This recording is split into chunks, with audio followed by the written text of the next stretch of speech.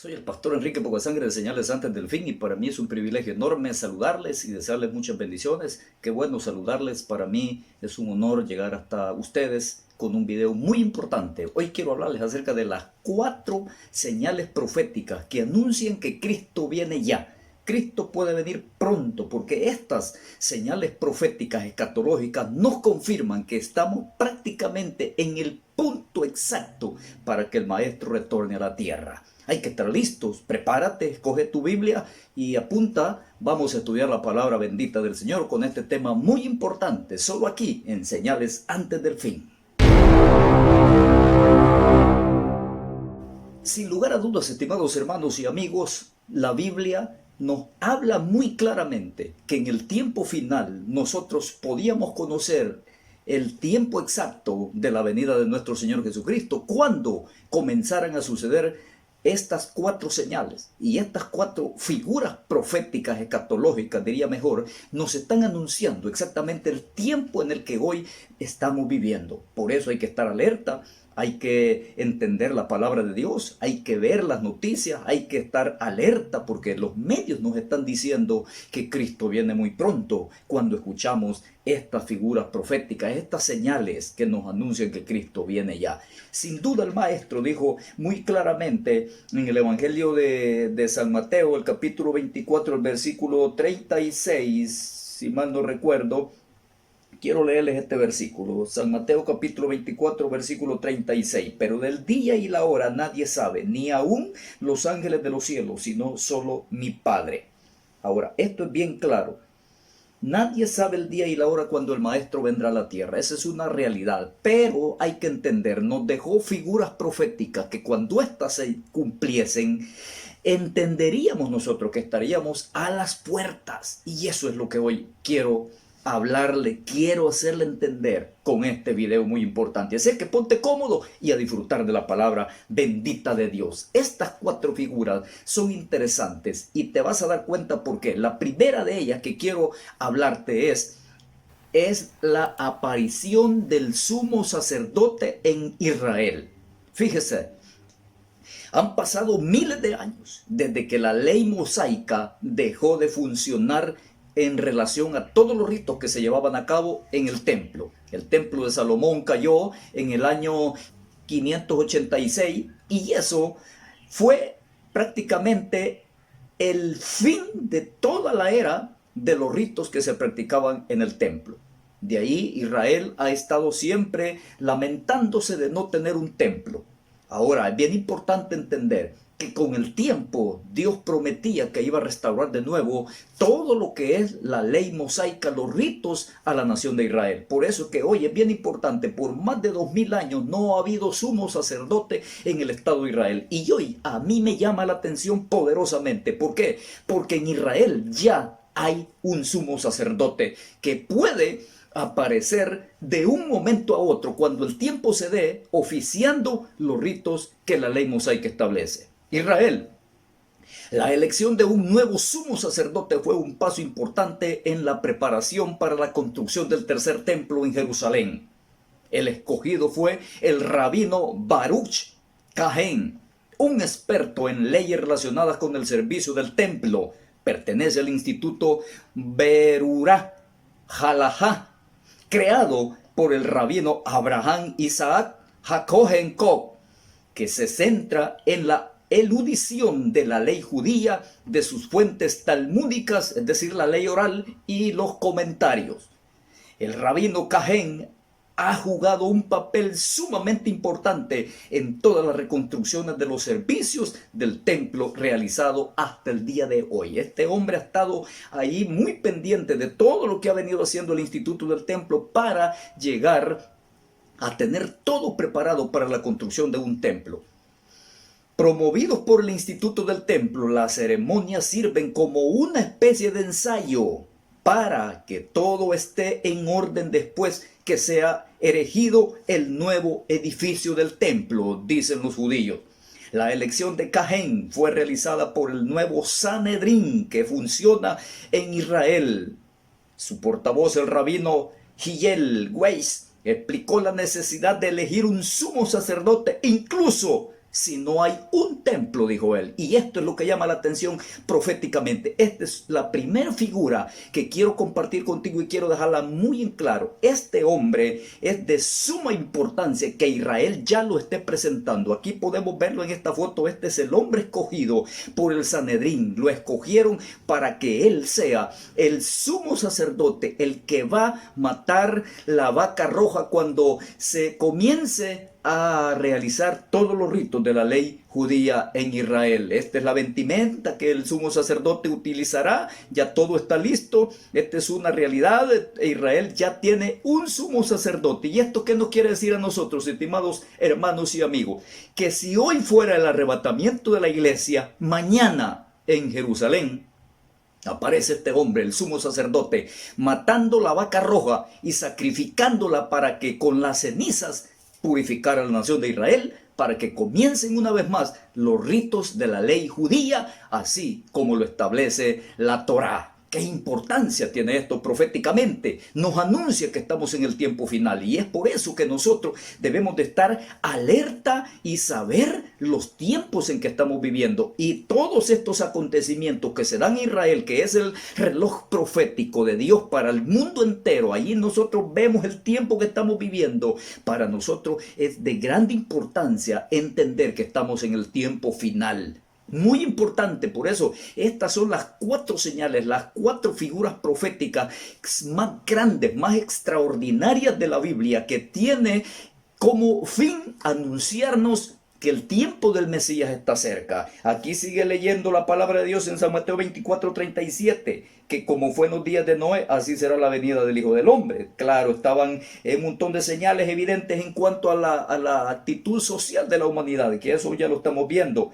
Y dice claramente que de la higuera aprende la parábola. La higuera representa a Israel, y cuando Israel reverdezca, que reverdeció desde el año 1948, 14 de mayo exactamente, Israel para nosotros se convierte en el reloj profético que nos anuncian los tiempos finales que estamos viviendo hoy. Por eso, el sumo sacerdote para mí es de gran importancia, la primera figura profética escatológica, ya cumplida en más de 2000 años en Israel. No ha habido sumo sacerdote, hoy ya hay un sumo sacerdote en Israel, listo para comenzar a sacrificar todos los animalitos que se sacrifican en la nación de Israel. Hay que estar alertas.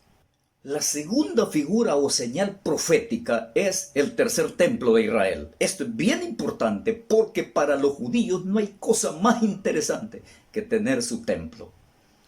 Todos sabemos perfectamente la realidad de los templos, cómo Israel ha venido sufriendo a lo largo de la historia, y eso quiero compartirlo acá con ustedes, estimados oyentes. Se lo merecen, son fieles seguidores de señales antes del fin y se merecen algo bueno, algo especial. Así que hoy quiero hablar sobre lo que es los templos, la historia de los templos. Todo comienza en el año 720, cuando los asirios llevaron cautivos y conquistaron a Israel, algunas de las tribus. Y en el año, fíjese usted, 586, el rey Nabucodonosor, rey de Babilonia, conquista el reino de Judá y exilia a la mayoría de sus habitantes y destruye Jerusalén y el templo, la Bet Hamishdat, es decir, el primer templo o el templo de Salomón, como se le conoce, que no ha habido otro templo en Israel como el primer templo, el templo de Salomón. Esto es bien importante porque el reino de Israel, no nos olvidemos que se mantuvo nada más por 120 años el Reino Unido bajo un monarca, bajo los 3 reyes principales que fueron. El primer rey fue Saúl, el segundo rey fue David, el tercer rey fue Salomón, hijo de David. Y en esos 3 reinos, 3 reinados de 40 años cada uno, el reino se mantuvo unido, es decir, las 12 tribus estaban gobernadas bajo un mismo rey. El reino se rompe y es ahí cuando el reino comienza a tambalear y comienza exactamente aquella situación de ruptura. Y en el año 586, el imperio de Babilonia, que era el que había conquistado a los sirios, estaba ya en su propio apogeo. Y ese reino, a través del rey Nabucodonosor, invadió y sitió Jerusalén y la conquistó en el año 586 y se llevó cautivo a la mayoría de sus habitantes. Y fueron ahí sacrificados, muchos murieron, fueron brutalmente asesinados, muchos de ellos, y la mayoría fue llevados cautivos, lo que es a la ciudad de Babilonia, por 70 años, tal como se lo había dicho el profeta. Y esos hechos marcaron una herida profunda en el corazón de Israel. Su templo, donde Jehová habitaba, donde Jehová estaba, donde su gloria estaba ahí, dejó de existir. Y para Israel eso fue un golpe tan duro. Pasaron los 70 años y eso marcó una pauta entre los sacrificios, porque ahí cesaron los sacrificios. Israel se fue al exilio a añorar el templo, a llorar. Y es exactamente importantísimo entender que fíjese usted que hay como una maldición del 9 día del quinto mes, que los judíos ellos siempre están ahí, y por eso se conoce como el 9º día del quinto mes, como el día negro, el día maldito para el pueblo de Israel. Un 9 de Abeo, el 9º día del quinto mes, Nabucodonosor destruyó el primer templo. El 9º día del quinto mes, también el tercer templo o el segundo templo que fue reconstruido por Herodes también fue derribado. Qué terrible, ¿no? Después de los 70 años del exilio en Babilonia, Esdras y Nehemías, en el año 516, reconstruyeron las murallas. Oiga usted, reconstruyeron las murallas y reconstruyeron el segundo templo prácticamente, que fue profanado por Antíoco Epífanes en el año 175 al 168 antes de Jesucristo, y que prohibió los ritos judíos y puso sacrilegio o sacrificó a una cerda en el lugar santísimo en honor a su dios Zeus. Herodes en el siglo I lo reconstruye para ganarse a los judíos y quiso hacer una réplica del templo de Salomón. Pero el emperador Vespasiano encargó a su hijo, el general Tito, al mando de todos los ejércitos de Roma, sitiar a Jerusalén en el año 67, destruyéndola finalmente en el año 70 después de Cristo, que hasta el día de hoy no hay templo en Jerusalén. Este templo es el que Herodes había construido en el tiempo de Jesús. Vemos capítulo 24, versículo 1 y 2.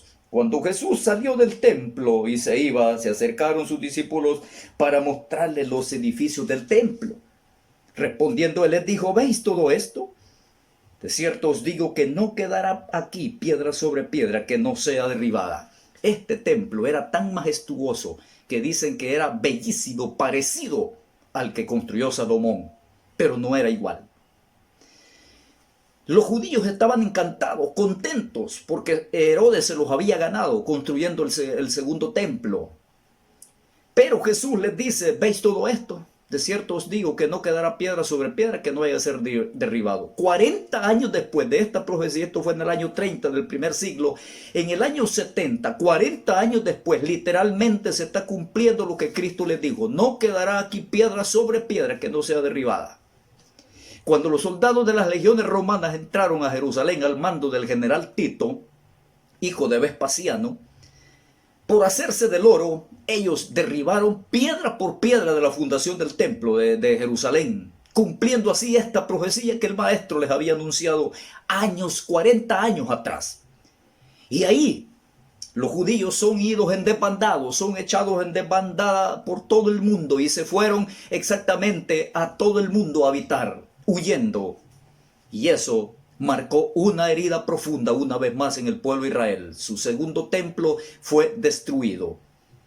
Nadie podía pensar que iba a pasar tanto tiempo sin que Israel tuviera un templo. Y van ya más de 2000 años Israel no tiene templo, no tiene un templo. Y por eso todos los judíos cumplen un rito que ellos tienen, y es el kipar que ellos usan, que es una gorrita negra o blanca que se ponen en la cabeza, ese símbolo de luto de no tener un templo. Y ellos casi que todos los días o continuamente están yendo al muro de las lamentaciones para clamar a Jehová, orar a Dios, orar al Dios de Israel para que les permita tener su templo.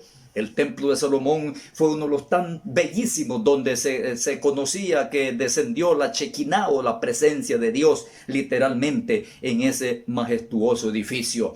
Israel divagó por más de 2000 años en todo el mundo. fueron sacrificados enormemente en los campos de concentración en la Segunda Guerra Mundial por el maquiavélico Adolf Hitler, que mató a más de 6 millones de judíos. Ellos añoraban volver a su tierra y tener un templo. Por eso es que hoy en la actualidad muchos judíos han vuelto a Israel, cumpliendo una de las grandes profecías también que la Biblia anuncia, de que todo Israel volverá a su tierra. Y una de las necesidades más grandes que Israel tiene es construir su tercer templo. Para que varios acontecimientos proféticos se puedan cumplir, es necesario que Israel construya su templo. Este arquitecto Tubia Sahib descubrió los verdaderos cimientos del templo de Salomón, según los expertos, con rayos infrarrojos, porque este hombre hizo una investigación profunda con tecnología de punta, usando rayos láser, rayos infrarrojos, para poder detectar dónde en realidad están las bases del templo que Salomón construyó. A través de un helicóptero subió al aire, y este hombre, usando esa tecnología de punta, pudo encontrar algo sorprendente.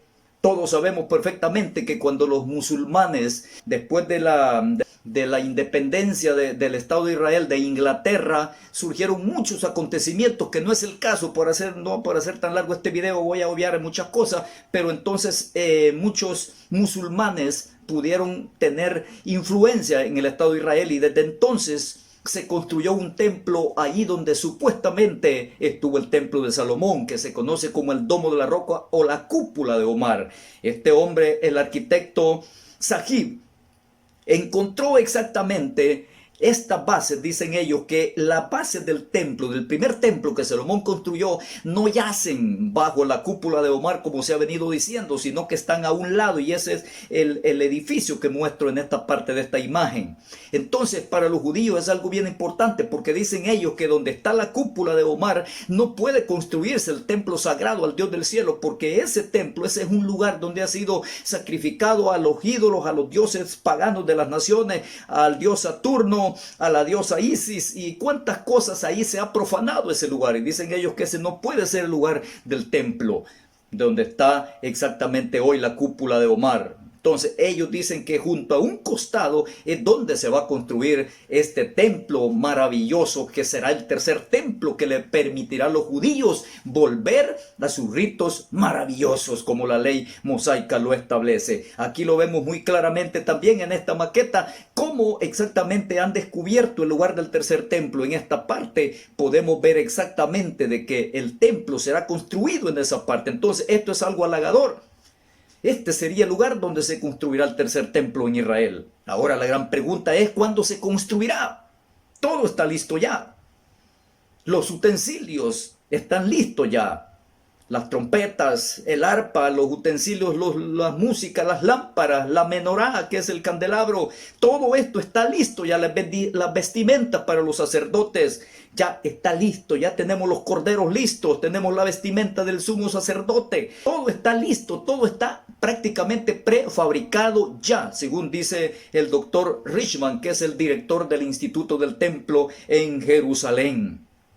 Ya tienen el arca del pacto, ya tienen la gran menorá, ya tienen la kiara. Todo está prácticamente listo. Tienen la maqueta del templo, es el diseño igualito como fue, prácticamente es una réplica del templo de Salomón. Y todo esto apunta, según lo dice el rabino Chaim Richman, que es el director del departamento del Instituto del Templo, todo está listo. Solo esperan que algo pase, algo grande tiene que suceder para que ellos puedan construir su tercer templo. Por eso es que ellos dicen, oiga, dicen esto, los preparativos para el tercer templo, según dicen ellos, los estudiosos, 20 de los estudiosos del Talmud que trabajan para el instituto a tiempo completo, exponen en detalle todos los procedimientos siguientes y las leyes desarrolladas hace unos 3.000 años. El instituto afirma que ya gastó más de 30 millones de dólares hasta la fecha en la fabricación de todos los implementos que se necesitan para que el templo pueda funcionar.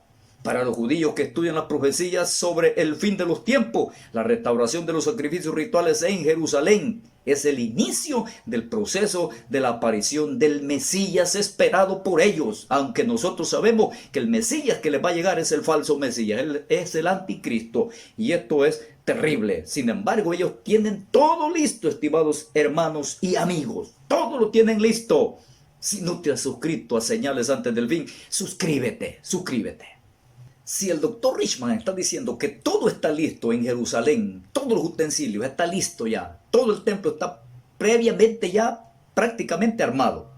El templo de Jerusalén puede ser construido en cualquier momento. Pero hay algo que lo impide. ¿Qué es lo que impide construirlo entonces? La construcción del templo es profético. Antes que venga Cristo, tiene que haber un templo en Jerusalén. Oiga usted esto. Antes que Cristo venga en su segunda venida, tiene que haber un templo en Jerusalén. Lo otro, tiene que existir un tercer templo, porque el anticristo se sentará en él haciéndose pasar por Dios, según lo dice 2 Tesalonicenses capítulo 2, versículo 9, por ahí. Ahora, ¿cuándo se construirá entonces? Eso es bien importante entenderlo. ¿Cuándo se construirá el tercer templo? Si ahí está el domo de la roca, está la cúpula de Omar, y ese monumento musulmán es intocable. Nadie puede tocarlo. Es más, está prohibido totalmente el acceso a los judíos. Los judíos solo pueden llegar allí a los alrededores y observarlo, pero no pueden entrar, no pueden acercarse más de cierta distancia. Ahí están los soldados árabes cuidando ese monumento, porque según la creencia de ellos, ahí es donde Mahoma llegó, aunque históricamente todos sabemos que Mahoma nunca visitó Jerusalén, pero dicen ellos que ahí Mahoma llegó y desde el domo de la roca ascendió en un corcel blanco al cielo. Es la mitología del Corán, aunque el Corán quizás ni lo dice tampoco. Pero bueno, entonces, ¿cuándo se construirá? Se construirá días después del arrebatamiento de la iglesia, cuando el anticristo llegue al poder. No puede construirse antes de que el arrebatamiento de la iglesia surja, proféticamente hablando. No puede, ¿por qué? Porque el arrebatamiento de la iglesia, según algunos teólogos y escatólogos, dicen que producirá algo tan importante, un terremoto tan fuerte, porque los sepulcros se van a romper, se van a abrir para dar paso a los muertos en Cristo que están ahí enterrados. Y ese terremoto mundial hará que el domo de la roca, la cúpula de Omar, se venga abajo. Y entonces habrá un caos terrible, porque también en ese momento estará como la guerra de Gog y Magog, y va a haber una convulsión terrible a nivel mundial cuando el anticristo aparece como el hombre de paz, según lo dice Apocalipsis capítulo 6, versículo 1 y 2, que aparece en un caballo blanco y trae como fin firmar la paz. El falso Cristo viene en son de paz, porque el mundo lo va a necesitar en ese entonces. Entonces el anticristo políticamente se la va arreglar, tendrá tal sagacidad y astucia con poder diabólico que conciliará la paz entre Israel y el Medio Oriente, y las políticas que establezca el anticristo firmando un tratado de paz con Israel y el Oriente Medio, según lo dice Daniel 9:17, 9:27, corrección, Apocalipsis 6, 1 y 2 y 1 Tesalonicenses 5:3, que cuando digan paz y seguridad vendrá destrucción repentina, es porque ha dado paz anteriormente. Apocalipsis 6, 1 y 2 describe el falso Cristo que viene en son de paz, y Daniel 9:27 dice que por otra semana confirma el pacto con mucho. Lo primero que él hace. Entonces, esta paz, esta firma le permitirá a Israel políticamente toda la posibilidad de poder iniciar la construcción de su tercer templo. El anticristo le facilitará a Israel toda la política necesaria para que ellos puedan construirlo en paz y no ser agredidos por los demás enemigos que tiene Israel a su derredor. Cuando las políticas estén a favor del pueblo de Israel, según lo dice Apocalipsis 11:1, ¿qué dice? Aquí lo tengo el versículo. Entonces me fue dada una caña semejante a una vara de medir, y se me dijo: levántate y mide el templo de Dios y el altar y los que adoran en él. Pero el patio que está fuera del templo, déjalo aparte y no lo midas, porque ha sido entregado a los gentiles, y ellos hollarán la ciudad santa 42 meses. El anticristo facilitará las políticas para que Israel vuelva a construir su tercer templo. Cuando la cúpula de Omar o el templo musulmán desaparezca de ese lugar, entonces comenzará Israel a construir su tercer templo. Qué maravilloso todo esto, ¿no? Por eso vale la pena que nosotros estemos alerta, estimados oyentes. La verdad que estos son figuras proféticas que nos indican que estamos al borde que Cristo venga. Algo grande va a suceder. Cuando Israel comience a construir su templo, eso será rápido porque ya lo tienen todo listo de solo montarlo. Porque en ese templo aparecerá el falso Mesías, el anticristo, prácticamente para estrenarlo, para sentarse ahí, se declarará como Dios, y eso nos indica que el anticristo ya está en camino. Por eso es que hay muchos diciendo que Jared Kushner es el anticristo, otros dicen que es Bill Gates y cuantas cosas. No podemos asegurar. Segunda Tesalonicenses capítulo 2 versículo 4 dice: el cual se opone y se levanta contra todo lo que se llama Dios o es objeto de culto, tanto que se sienta en el templo de Dios haciéndose pasar por Dios. Y San Mateo 24:15 dice: por cuanto cuando veáis en el lugar santo la abominación desoladora de la que habló el profeta Daniel, el que le entienda, esa abominación desoladora, la que habló Daniel, es lo que hizo Antíoco Epífanes, sacrificando una cerda en el lugar santísimo. Pero esa es una figura profética de doble cumplimiento. Ya se cumplió y se va a volver a cumplir en el futuro cercano, cuando el anticristo entre en el templo de Jerusalén. Aquí vemos esta imagen cuando Antíoco Epífanes hizo cesar en el templo de Jerusalén el sacrificio perpetuo y lo profanó, sacrificando una cerda en el lugar santísimo. Y eso es algo abominable para los judíos. Eso es bien importante entender. Todo esto sucedió prácticamente en los 400 años de silencio que se le conoce, que es lo que equivale a la hojita entre el Antiguo y el Nuevo Testamento. Hay 400 años de silencio ahí. Ahí sucedió la guerra de los Macabeos y un montón de cuestiones que se dieron en ese lapso de tiempo. Por eso es bien importante, si el anticristo se opone y se levanta contra todo lo que se llama Dios y se declara como Dios, entonces comenzará la gran persecución para el Estado de Israel. ¿Por qué? Porque él se va a sentar en el templo haciéndose pasar por Dios, y esto es abominable para un judío, porque aunque a muchos los va a engañar, y eso va a ocasionar una severa persecución en todo el pueblo de Israel. No es que este hombre sea Dios, pero él se va a proclamar ser Dios, como lo dice la palabra de Dios. Es bien importante esto, y Jesús advirtió de eso en San Mateo 24:15. Por tanto, cuando veáis en Jerusalén la abominación desoladora de la que habló el profeta Daniel, entendamos que este es el tiempo final que ha llegado y es el momento de huir, como Cristo les dice allí, que se vayan a los montes, que huyan. Y eso es lo que el pueblo de Israel está esperando. Por eso todo está listo. Esta segunda figura profética es muy importante en la nación de Israel, comprenderla. ¿Por qué? Porque nos anuncia que Cristo viene pronto. Si todo está listo, ya está el sumo sacerdote y todo está listo ya para construir el tercer templo, nos indica que Cristo viene pronto, estimado pueblo de Dios. Nosotros debemos de estar alertas. Si Cristo viene pronto en su segunda venida, más pronto está a que suceda el arrebatamiento de la iglesia. La tercera figura profética es la vaca roja. Este es otro misterio maravilloso, excelente, que tiene que ver con los sacrificios del pueblo de Israel. Hace mucho tiempo Dios le ordenó a Moisés acerca de esta vaca roja, como se le conoce. Números capítulo 19, versículo 1 hasta el 22. Tú te lo puedes leer ahí en tu casita, tranquilo, con una tacita de café, leyendo este capítulo muy maravilloso. Jehová habló a Moisés y a Aarón diciendo: esta es la ordenanza de la ley que Jehová ha prescrito, diciendo: di a los hijos de Israel que te traigan una vaca alazana, perfecta, en la cual no haya falta, sobre la cual no se haya puesto yugo. Y el sumo sacerdote Eleazar, él la sacará fuera del campamento y la hará degollar en su presencia. Tomará de la sangre con su dedo y rociará hacia la parte delantera del tabernáculo de reunión con la sangre de ella 7 veces. El versículo 9 dice que un hombre limpio recogerá las cenizas de la vaca y las pondrá fuera del campamento en un lugar limpio y la guardará la congregación de los hijos de Israel para el agua de la purificación. Es una expiación. Esto es bien importante porque proféticamente tiene una connotación profética muy interesante para el pueblo de Israel. Sin la vaca roja, el sumo sacerdote no puede comenzar a oficializar los sacrificios en el templo, porque con esta vaca roja, con su ceniza, se sacrificaba para purificar el templo y para purificar a la nación.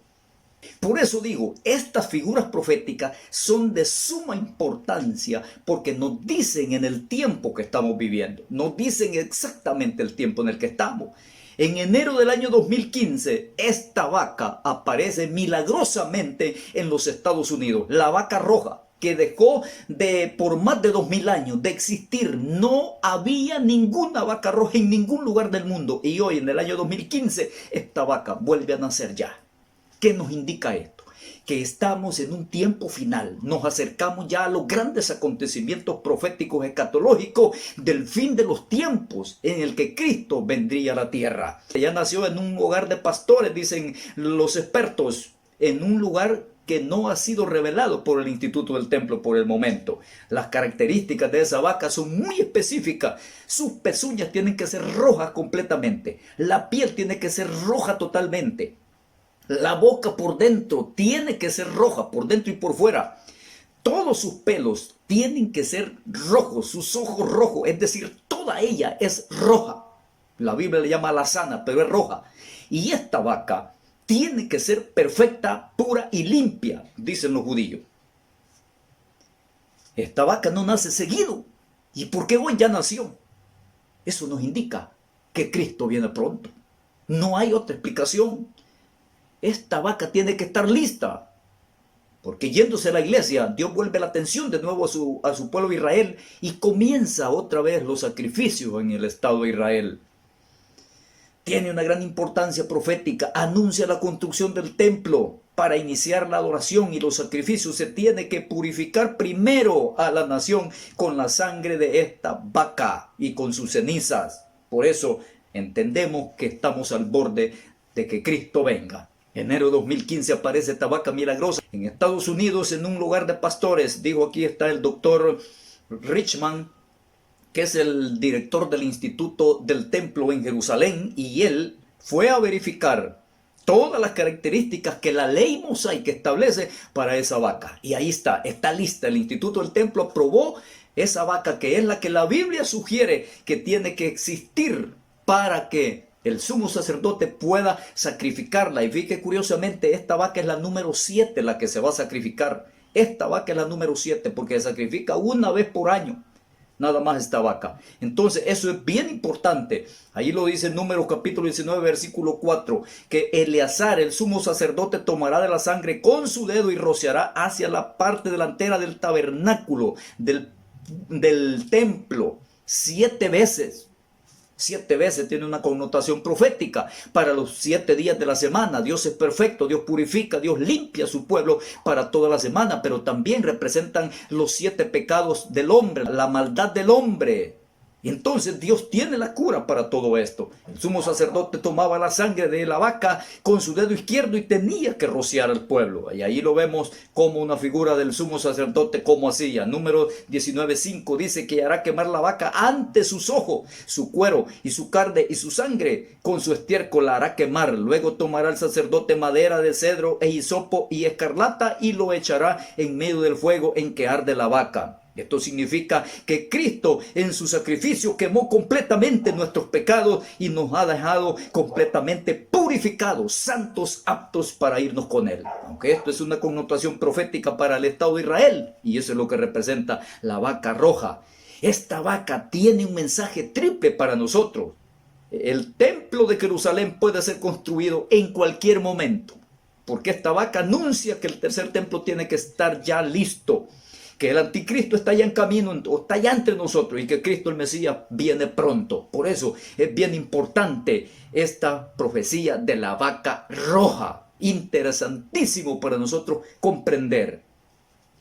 Porque esta vaca es la que servirá para que el sumo sacerdote, después del arrebatamiento, sea sacrificada, y con su sangre rociará hacia la parte del templo. Y él dará el banderillazo de salida para todos los ritos que se van a comenzar a hacer allí todos los días. Y la menorá volverá a arder una vez más y no se apagará. Estamos viendo que proféticamente estamos en los tiempos finales. Y la figura número 4. Nacen niños de los 144,000 en Israel. Ya en Israel hay noticias de que están naciendo los 144,000. ¿Quiénes son los 144,000 y de dónde salen? Apocalipsis 7:1 al 8 dice claramente que los 144,000 son 12,000 de cada tribu de Israel. 12,000 por 12 nos da exactamente 144,000. Y aquí está la tabla que se ha venido mencionando en Génesis 49, después se menciona en Ezequiel 48 y luego se menciona en Apocalipsis 7. Ahí están 12,000 por 12, 144,000 judíos. Judíos, oiga, que no te den atol con el dedo ciertas personas que andan por ahí de puerta en puerta tocando, y algunos chabacanes, haraganes, sinvergüenza, ¿cómo se les puede llamar?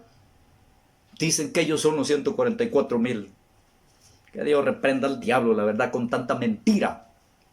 La Biblia dice que son 12,000 de cada tribu, de las 12 tribus de Israel. Y ahí están los nombres: de Judá 12,000, de Rubén 12,000, de Gad 12,000, de Aser 12,000, de Neptalí 12,000, de Manasés 12,000, de Simeón 12,000, de Leví 12,000, de Isaacar 12,000, de Zabulón 12,000, de José 12,000 y de Benjamín 12,000.